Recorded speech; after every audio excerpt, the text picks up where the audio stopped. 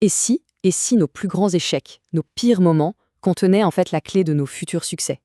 C'est une idée un peu folle, mais c'est exactement ce qu'on va explorer aujourd'hui. On va décortiquer une méthode qui nous vient tout droit des philosophes stoïciens.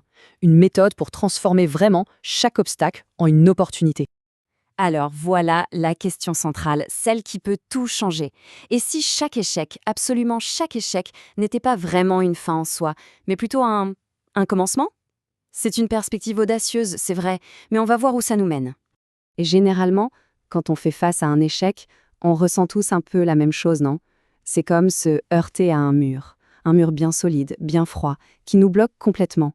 On a l'impression que c'est fini, que la route s'arrête là. C'est un sentiment d'impuissance, une véritable impasse. Et c'est précisément là que tout bascule. D'un côté, on a la vision classique, celle qu'on connaît tous. L'échec, c'est la fin du chemin. Le voyage s'arrête.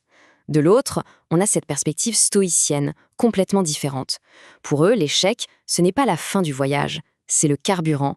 Ce n'est plus un obstacle, mais la matière première elle-même pour construire la suite. Mais attention, il ne s'agit pas juste de pensées positives un peu naïves, du genre tout va bien se passer, non, non. On parle ici d'un vrai protocole, une méthode quasi scientifique, très structurée, pour aller fouiller dans l'adversité et en sortir de manière systématique une opportunité. C'est du concret, du pragmatique, on est très loin de la pensée magique. Et cette fameuse technique, elle porte un nom.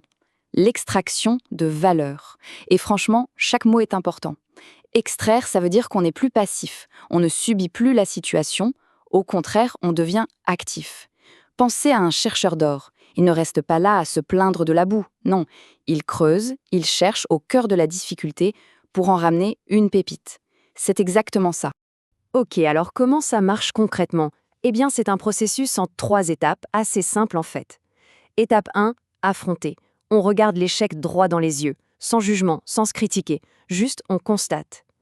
Étape 2, questionner. C'est l'étape clé. On se pose la question, ok, qu'est-ce que cette situation-là, précisément, essaie de m'apprendre? Quelle est la leçon cachée? Et enfin, étape 3, extraire. On prend cette leçon, cette idée, et on la transforme en quelque chose de concret, un outil qu'on pourra utiliser plus tard. Et tout ça, ça nous amène à une phrase absolument géniale qui résume toute cette philosophie stoïcienne. La voici. L'obstacle sur le chemin devient le chemin. Ça peut paraître un peu mystérieux, mais qu'est-ce que ça veut dire au fond? Ça veut dire que la leçon qu'on tire de notre échec, ce n'est pas juste un petit lot de consolation. Pas du tout. C'est la brique, c'est le matériau même avec lequel on va construire la suite du chemin. L'obstacle qui nous bloquait devient littéralement le pont qui nous permet de continuer. La route n'est pas bloquée, elle est simplement redessinée, et souvent, elle est encore plus solide qu'avant. Et donc, au final, on se rend compte que la bonne question à se poser, ce n'est plus comment est-ce que je peux éviter l'échec à tout prix. Non, la vraie question, celle qui ouvre toutes les portes, c'est quelle est la prochaine leçon qui m'attend? Quelle est cette pépite de valeur qui est là quelque part et qui attend juste d'être extraite? Et rien que de se poser cette question, eh bien, ça change absolument tout.